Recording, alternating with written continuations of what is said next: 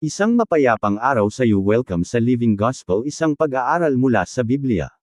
Pamagat ng pag-aaral. Naligtas dahil sa biyaya, ang kaloob na hindi natin kailanman makakamit.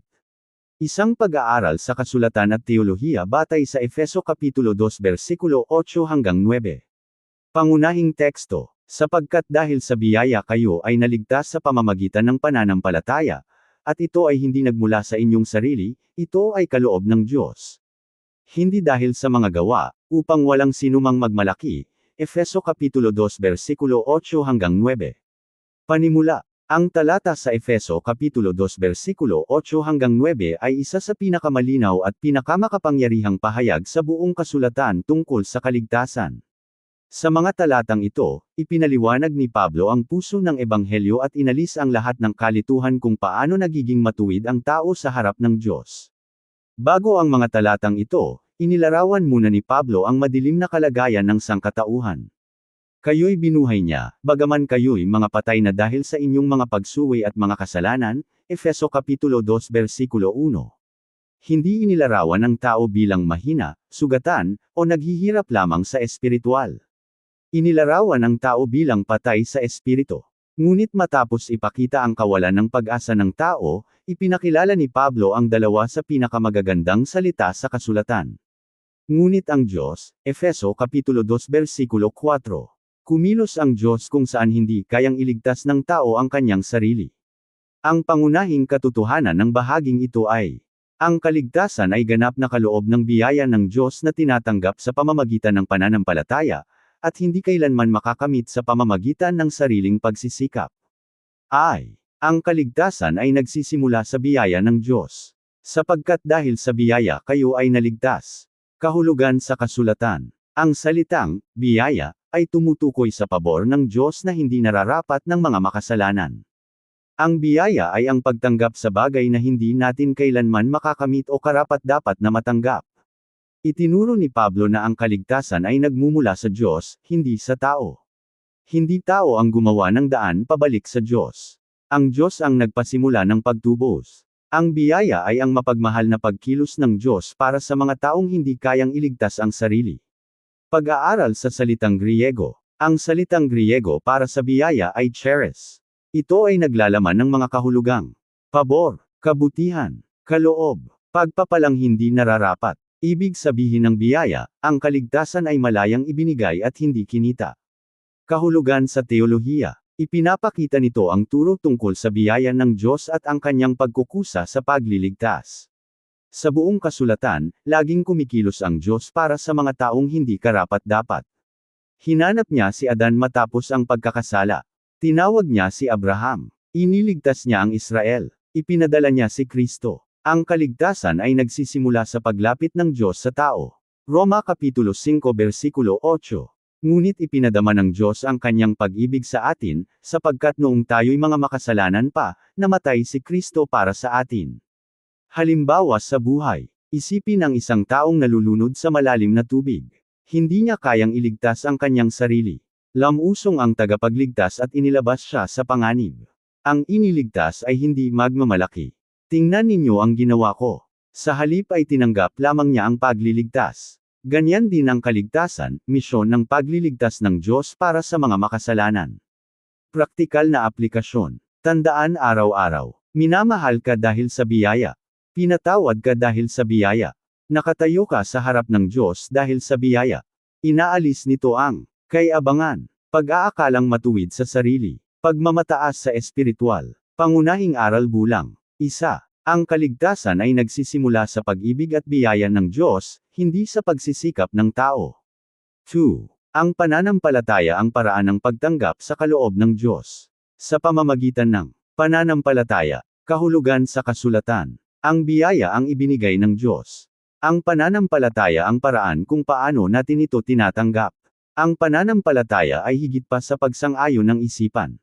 Ang tunay na pananampalataya ay kinabibilangan ng pagtitiwala, pag-asa sa iba, pag-aalay ng sarili, ganap na pagpapasakop.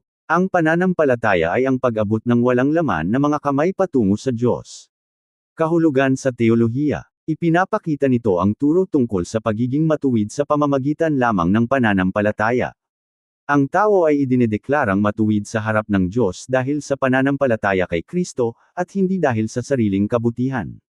Roma Kapitulo 5 Versikulo 1. Dahil dito, yamang itinuring tayong matuwid sa pamamagitan ng pananampalataya, tayo ay may kapayapaan sa Diyos. Ang pananampalataya ay hindi iligtas dahil ito ay makapangyarihan sa sarili nito. Iligtas ito dahil nakasandal ito kay Kristo. Halimbawa sa buhay, isipin na binigyan ka ng napakahalagang kaloob.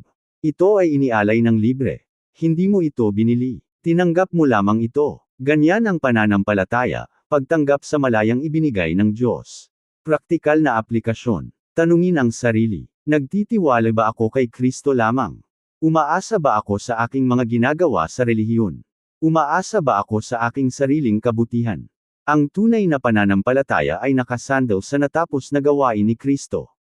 Pangunahing aral bulang. 2. Ang pananampalataya ang tumatanggap sa ibinigay ng biyaya. 3. Ang gawa ng tao ay hindi MAKAKAKAMIT ng kaligtasan. Hindi dahil sa mga gawa, upang walang sinumang magmalaki. Kahulugan sa kasulatan. Tinanggal ni Pablo ang lahat ng pagkakataon na magmalaki ang tao. Likas sa tao na subukang makuha ang pagtanggap ng Diyos sa pamamagitan ng mabuting pag-uugali, mga ritual sa relihiyon, pagsisikap na maging mabuti, sariling tagumpay. Ngunit ipinahayag ni Pablo na ang kaligtasan ay hindi dahil sa mga gawa. Ang mabubuting gawa ay bunga ng kaligtasan, hindi ang dahilan nito. Kahulugan sa teolohiya. Ipinapakita nito ang turo, kaligtasan ay dahil lamang sa biyaya, sa pamamagitan lamang ng pananampalataya, at kay Kristo lamang. Walang gawa ng tao ang makapag-aalis ng kasalanan. Tanging ang natapos na gawain ni Kristo ang makapagliligtas. Tito Kapitulo 3 Versikulo 5. Hindi dahil sa mga gawang matuwid na ating ginawa, kundi ayon sa kanyang awa ay iniligtas niya tayo. Halimbawa sa buhay, isipin na binigyan ka ng scholarship na nagkakahalaga ng milyon-milyon. Matapos itong matanggap, nagtangkang magbayad ka ng ₱1. Ang ₱1 ay walang halaga sa kabuuan nito. Ganyan din, walang maidaragdag ang gawa ng tao sa kaligtasan. Bayad na ng buo ni Kristo ang presyo nito. Praktikal na aplikasyon. Itigil na ang pagsisikap na makuha ang pagtanggap ng Diyos sa pamamagitan ng sariling gawa.